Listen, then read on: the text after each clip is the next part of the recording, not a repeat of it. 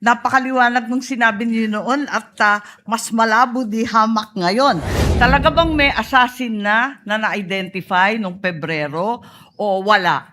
Wala pong na-identify noong Bakit February. niyo sinabi Kasi- doon sa House of Representatives na yung dahilan na nagpila ng kaso kasi meron na kayong assassin? Madalas naman kami magkikita ni Director Matibag dahil marami siyang iniimbestigahan na kasama ako doon. So I'll be seeing you, Mr. Director. We are ready, Mr. Presiding Officer. For the witness. Sir, nung May 13, you're recorded as saying, katunayan, nakiusap nga po ako kay John Consulta na puntahan kami dito sa Sequoia Hotel dahil meron po kaming planning mula po pa kaninang umaga, and you went on to say nandun ka with all the deputy directors, etc. Do you confirm? Well, nakausap ko po si John Consulta. No, just except confirm, that- sir. Did you say Yes, that I na talked nandun to- kayo sa Sequoia? Hindi, yun lang. Yung statement na Haba yun. po kasi yung statement nyo. I just pasensya need na. you to confirm, did you say that you were in Sequoia? Yes, I talked to... Thank you. to So John you are Consulta. confirming. Okay. Yes po. And then later on, dinagdag nyo, wala kami sa Senado, we are on stand down because that's the instructions. Did you also say that? Yes po. Thank you. Meanwhile, in another interview, you then said, mayroon request si GM Veloso to help them secure the area kasi napapansin nila na magulo, labas-pasok. Nagpadala kaming ilan lang na ahente, parang 4 to 6 na tao, na nag-iikot sa premises ng GIS. Hindi pumasok sa Senado. I am quoting Inquirer dated 13 May 2026. Did you say this? Yes, sa GSIS po. Okay, thank you. So, I asked now for the kind indulgence. May papa-flash lang ako. It's just a photo, dear colleagues, both parties. Paki-flash lang. So, sabi nyo nasa GSIS. You confirm na nasa GSIS yung Tama mga po. ahente mo. Ito, I'm just showing the Senate website for the record. Senate website. Tapos po, nandito po sa right corner. Can you read it, sir? It says contact information. Can you read it? Hindi ko po Okay, mabasa. paabot ko sa page yung same thing. It is just the Senate website. Page, pakiabot. Thank you. Pakibasa lang po yung address ng Senado.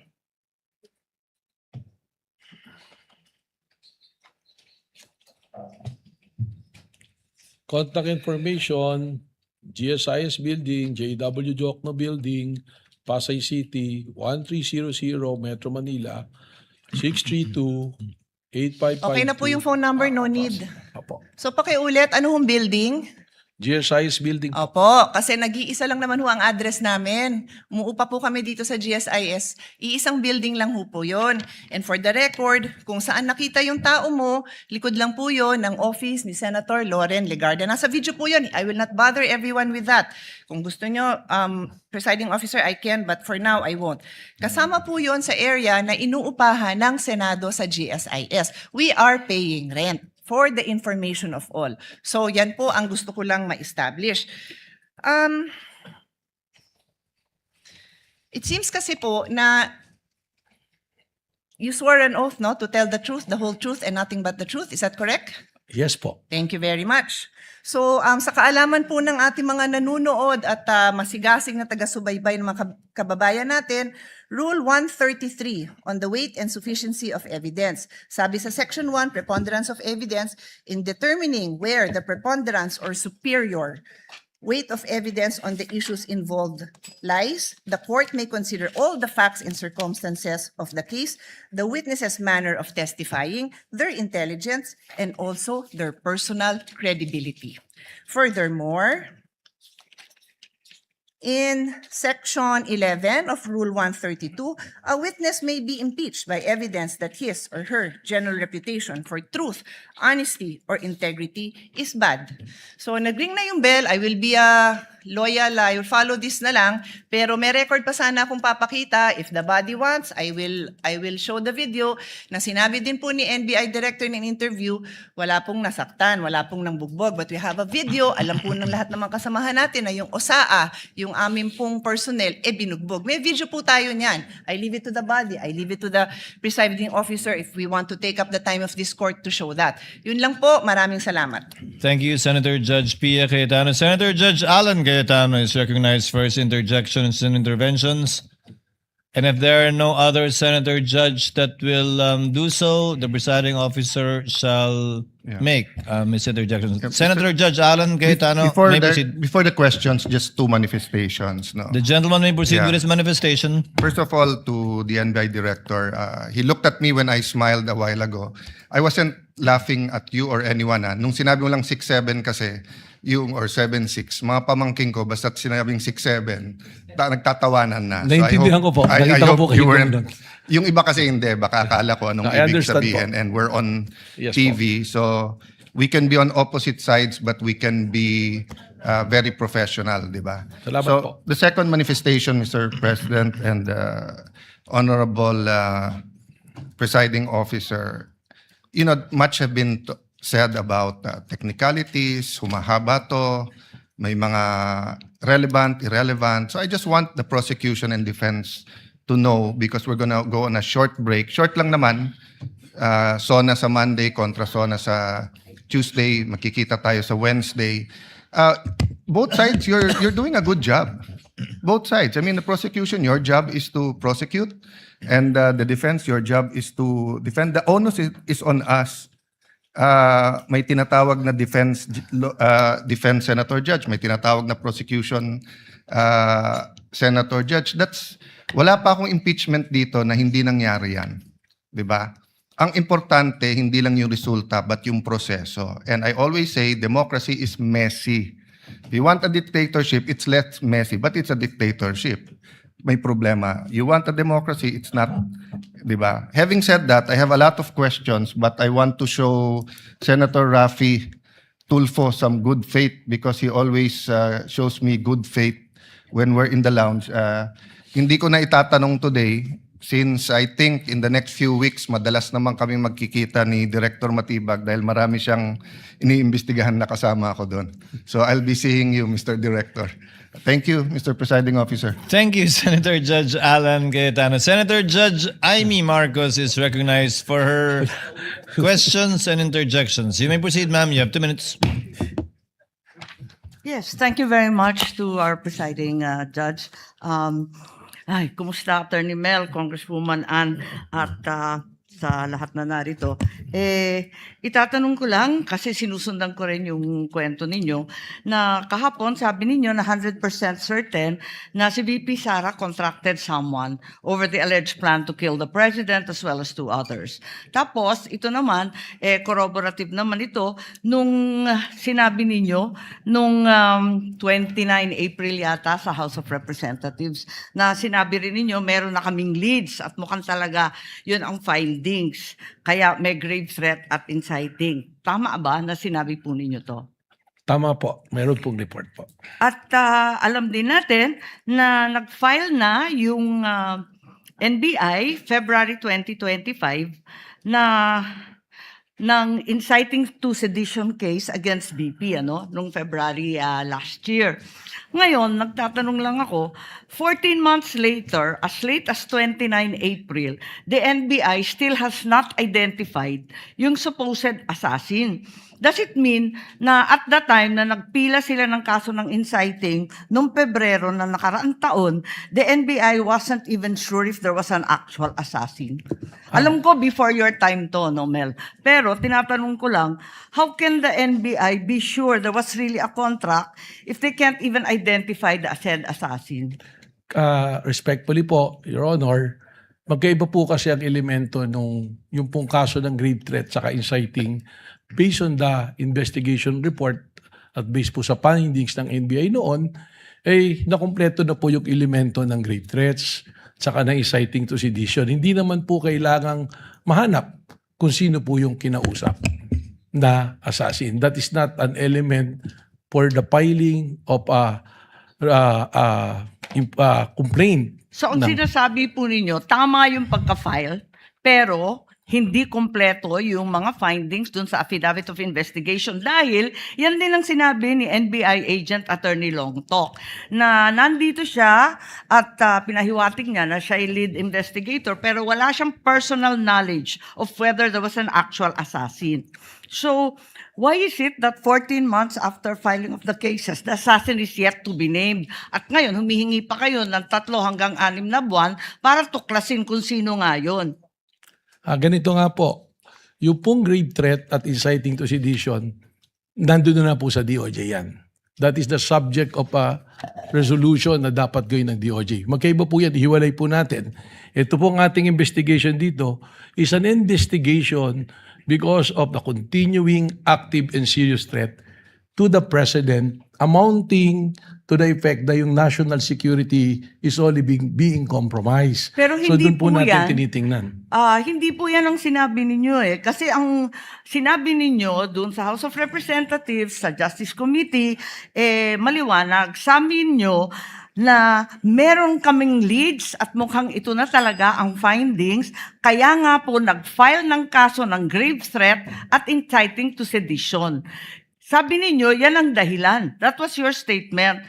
Because if you stand by these words na may finding na talaga, at yun ang dahilan kaya nagpila noong February, as early as February, the date that the NBI filed, the NBI already had findings that VP Sara spoke with an assassin. How come kayo ngayon, sinasabi ninyo na wala naman nung panahon na yon?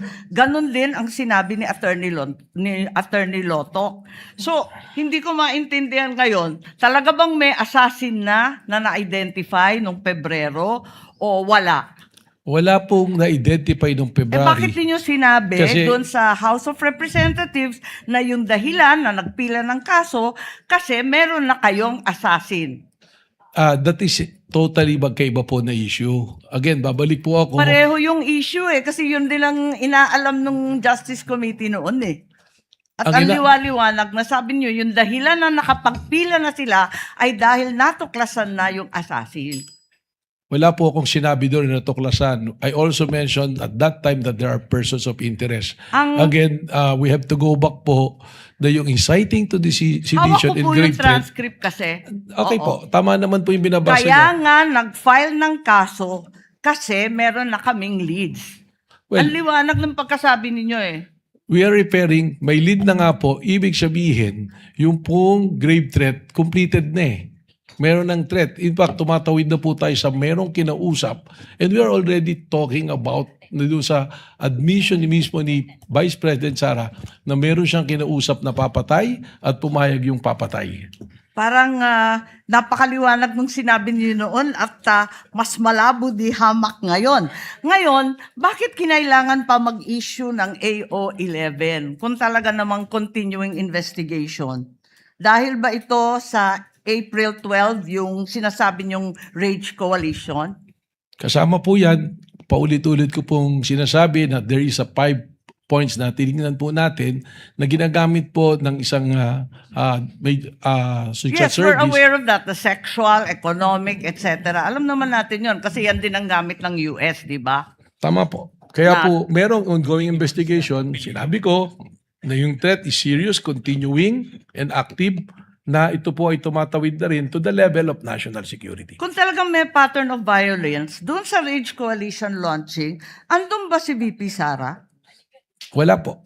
Ganun pala eh. As a matter of fact, she wasn't even there. Siya ba nagsalita? Siya ba nagsabi nun? Si Mayor Basti po. Are you implying na may conspiracy kay VP Sara at Mayor Baste to have the president killed? Yan po yung aming tinitingnan. Kanina po, tanong ni Senator Ping Lacson, tinitingnan po natin kung merong sabuatan po na nangyayari. May katibayan ba tayo dito sa conspiracy? Dahil matindi ang pinag-aralan nyo bilang abogado. Sapat ba ito para ipakita na may conspiracy dun sa dalawa? Yun po din yung sagot ko kanina kay Senator Ping Lacson, kaya po hindi pa nakasuhan sapagkat tulad po ng mga kaso na pumapasok at alam po ng mga abogado na conspiracy is sometimes harder to prove than the crime itself. That's why we have to make a case build-up para masiguro po natin ng isasampang kaso Sa ay madaling lulusot. sabi, wala pa pong katibayan ng conspiracy. Yun po yung tinitingnan nga nating anggulo, kaya Yun nga, tinitingnan ng pero mga sa ebidensya. ngayon, habang tayo ang naglilitis dito, wala pa. Kung meron na po, na-file na po namin yan. Kailangan po lumusot ito under Memorandum Circular number 20 of the Department of Justice. Ngayon, Reasonable certainty of conviction. alam natin yan. Ang sabi ninyo, yung Special Task Force, ano ang gagawin ng Special Task Force kung natumbok na rin yung assassin nung Pebrero pa? O Then- natumbok na ninyo ngayon na nasa ilan na na-interview ninyo? Ano ang gagawin sa mga assassin na to? Then, kailangan po natin silang imbestigan at kausapin kung gaano kalawak para malaman po natin kung huminto na ba ang threat sa presidente. Sapagkat alamin natin kung sino po ang makakausap. Dahil maraming nagtatanong kung bakit pa kailangan mag-case build-up samantalang eto na tayo sa impeachment trial, eto na tayo na wala pang actual assassination, kaya hindi naman maintindihan kung ano pa ang silbi ng Special Task Force. Alam po ninyo, yung pong dito sa impeachment, magkaiba po yung requirement eh. Hindi naman po natin kailangan pang ipresenta kung sino yung kinausap na assassin. Ang importante lang po rito ay yung admission mismo ng Vice Presidente na humanap siya ng mamamatay para patayin ng Presidente at iyon ay pumayag.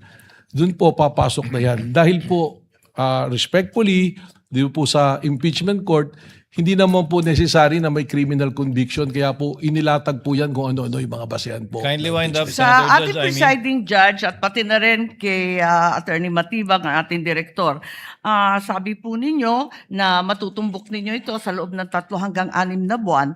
Kung maaari, sabihin na ninyo sa amin, pwede naman i-disclose kung tutuusin at sasampahan naman yan ng demanda through regular filing, hindi dito sa impeachment. At di naman siya subject of arrest for inquest proceeding.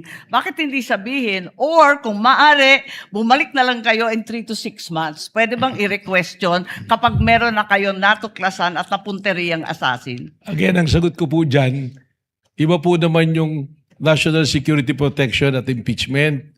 Dito po sa impeachment, yung sinasabing betrayal of public trust ay pumasok na po dahil meron pong sinumpang tungkulin ng ating Vice Presidente to protect and defend the Constitution, execute the law, do justice to everyone, and consecrate herself to the service of the nation. Alam po natin Yung yan. pong ginawa niya po, papasok po yun sa betrayal of public trust kasi enforce the law, do justice. Pero ito po, execute the law, ito execute the president po eh. Alam po natin yan, pero binubuo natin ang mga elemento ng grave threats at inciting to sedition. Maraming salamat. Thank you, Senator Judge Amy. Any other Senator Judge who wishes to make an interjection? Unless Senator Judge will have some interjections then. Just a few questions. Anika, kindly turn on the timer too. Just to be sure that I'm within the time. Director Matibag, ito ba ang unang pagkakataon na may binuong task force para mag-imbestiga sa mga banta laban sa Pangulo? Sa pag-aalala ko po, opo. Sa kasaysayan ng NBI? Based on the records turned over to me, wala po. Hindi po ba normal, regular at ordinaryo lamang na magkaroon ng banta? Ang Pangulo, ikalawang Pangulo, o sino mang mataas na opisyal, o sino mang mayaman dito sa ating bansa. Tama kaya kami mga bodyguard sila, di ba? Tama po yan. Araw-araw po ay alam natin na may threat, pero magkakaibang level po. Tama po yun. At kung may mga threat tulad nito, at kung ito ang unang pagkakataong ginawa ito ng NBI, ang humahawak ng mga bantang ito ay ang PSC na, o PSG dati. Tama po ba? Tama po. Kaya po, meron po kaming coordination po. Yan. Tutumbukin ko na po yung mga punto ko para hindi ako lumampas sa oras na sinusundan ng lahat. Sa inyong investigasyon, may bayad po ba yung kinausap ni VP Sara? Kung 100% certain po kayo na may kinausap siya para patayin di umano ang Pangulo, may bayad po ba yun o libre? That is the part of the investigation po that we have to establish po. So sa ngayon, hindi pa po niyo sigurado kung pagkakaibigan lang o samahan lang o may bayad yung usapang yun? Tama po, but we consider every possibilities po. Ngayon, would it matter, Director Matibag, kung sino yung sinabihan niya? Kasama po sa 5 yung pamantayan na binanggit po ninyo ay identity of person involved and capacity.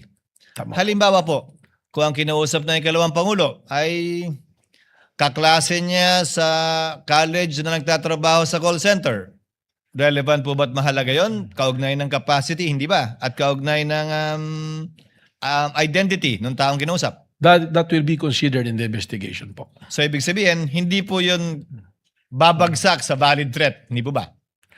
Hindi po natin alam at kailangan pong alamin yung kung ano yung pag-uusap o ano po ang mga konsiderasyon. Pero base sa inyong karanasan po, kung retired police, retired military, active police, marahil. May punto kayo, hindi po Mas ba? malaki po ang posibilidad. Pero kung walang military background, walang background kaugnay sa paggamit ng anumang uri ng armas o walang background kaugnay sa anumang karahasang nagawa na niya sa kapwa niya, may basehan din po yun para sabihin yung kabaligtaran, hindi po ba? Titingnan po natin, tama po. At bilang panghuling katanungan, ito pong inyong task force ay binuo para imbestigahan ang mga banta laban sa Pangulo. Wala na po itong kinalaman sa ikalawang Pangulo mismo kaugnay ng mga kasong isinampa na laban sa kanya na grave threats at inciting to sedition. Tama po, Your Honor. Thank you, Director Matibag. Unless there are any other... Senator Judge Legarda, I'm sorry, you are recognized. I thought there was no other Senator Judge. That's why I already interjected. Senator Judge Legarda for her interjection. Senator Soto? You have 2 minutes, ma'am.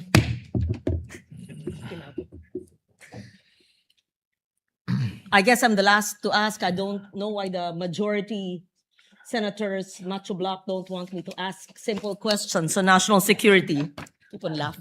No, this is levity aside. It's a barkada talk. It's very simple.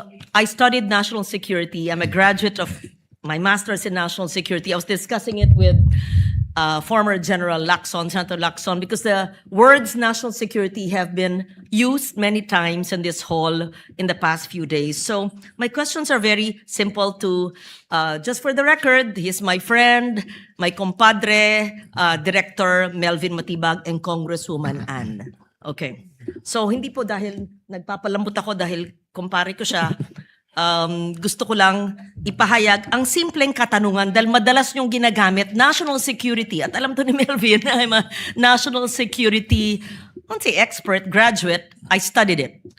Batay po sa inyong kaalaman, records o ebidensyang nakalap, meron bang mas malawak na koordinasyon sa isang interagency task force o coordinated action sa pagitan ng inyong bureau, ang NBI, ang Presidential Security Command or Group, perhaps ang Philippine National Police, or even the National Security Council or ang NSA, at iba pang mga ahensyang may kaugnayan dahil sa mga alleged na pahayag ng ating Vice Presidente?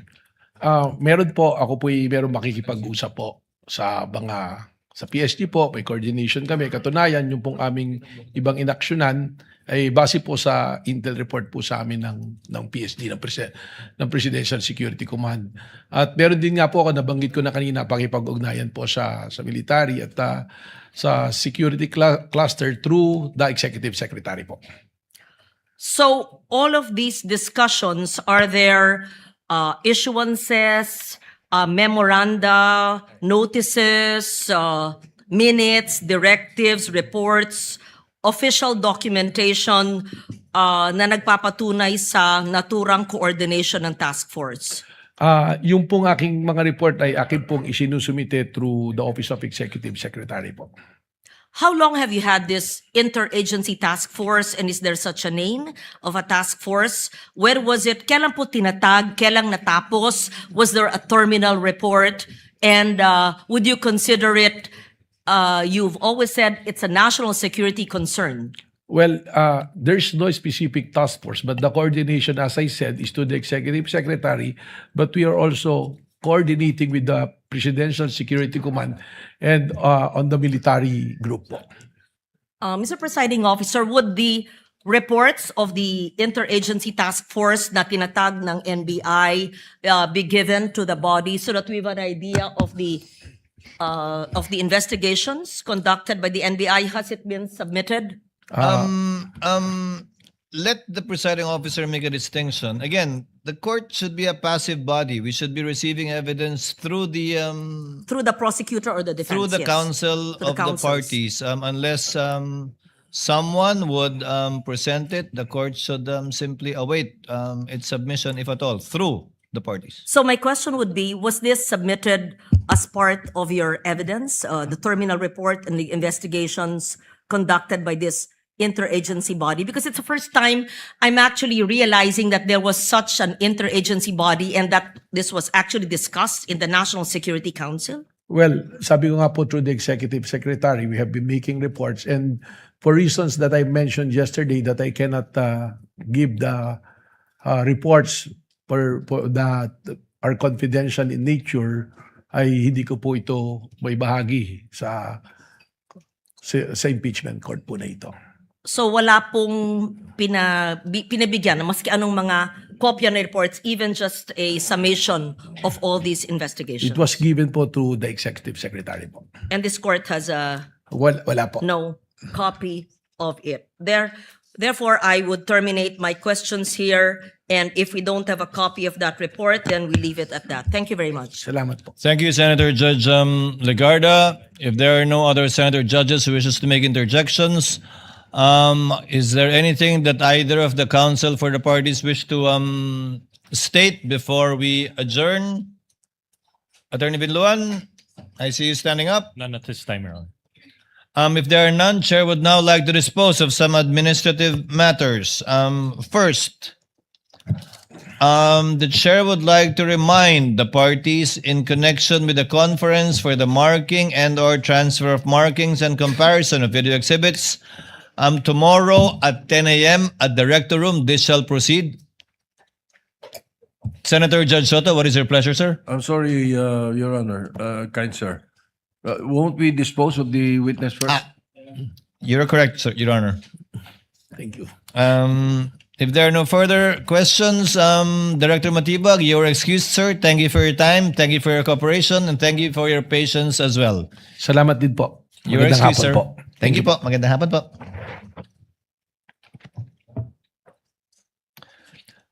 To restate, the conference tomorrow at 10 a.m., the parties are duly reminded at the Rector Room. Number 2, subpoena shall be issued. The clerk of court is directed to issue a subpoena to Ms. Violeta Constantino, former Land Bank manager, and Ms. Nenita Camposano, former branch manager also of Land Bank, for the resumption of trial on Wednesday, July 29 at 10 a.m. unless the court issues a subsequent order recalling or changing the date of the same. And one last point administratively, Chair would like to remind the parties to this case of Article 18 pertaining to the rule on making comments or disclosures on the part of the prosecutors, counsel for respondent, and their witnesses. I say this because I noticed that Attorney Tolosa, who is a registered counsel for the panel of prosecutors, and Attorney Poa, who is a registered counsel for the respondent, are both serving as the spokespersons as well.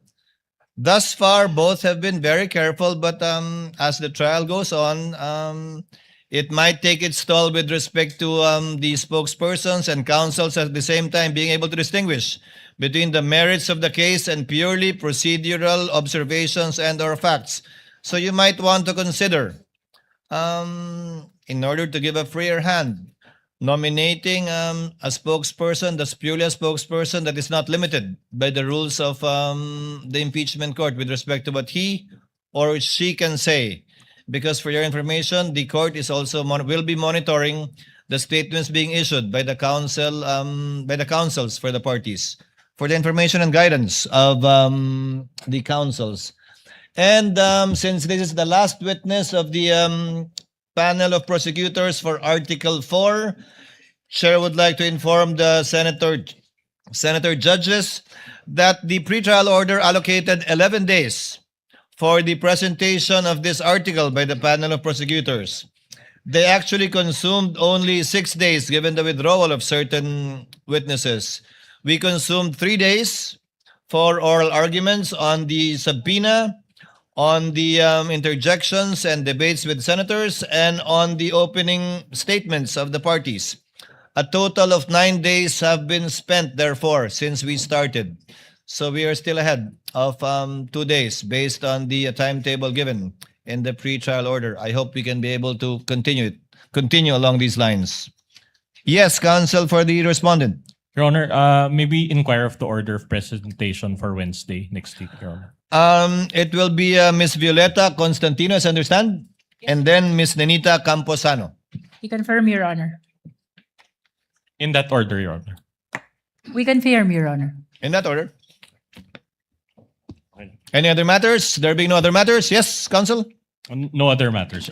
One other matter, Your Honor. So more than one witness per day. We will be issuing the subpoena for both in case I have no idea if it's going to be a short, direct, and cross and or recross. So we shall see. We will Kindly submit, Your Honor. prepare for the 2 witnesses on that day. If there are no other matters, Chair yes, Senator Judge Pia is recognized, ma'am. Do I assume, given that we seem to be continuing in the same manner of presentation of witness, that I understand the presiding officer discussed with counsel about changing the order? Is that still on the table, just so we can also prepare? It is, but we will find out by early next week, Next as week. intimated by the parties. Okay. That's why the chair earlier Okay. stated that the subpoena shall issue unless it will be recalled, as may be dictated by the circumstances. We will discuss it once there is agreement among the parties. Absent one, then we shall proceed as scheduled. There being no other business, trial is hereby adjourned until, kindly take note, 10 a.m. of Wednesday, July 29, 2026.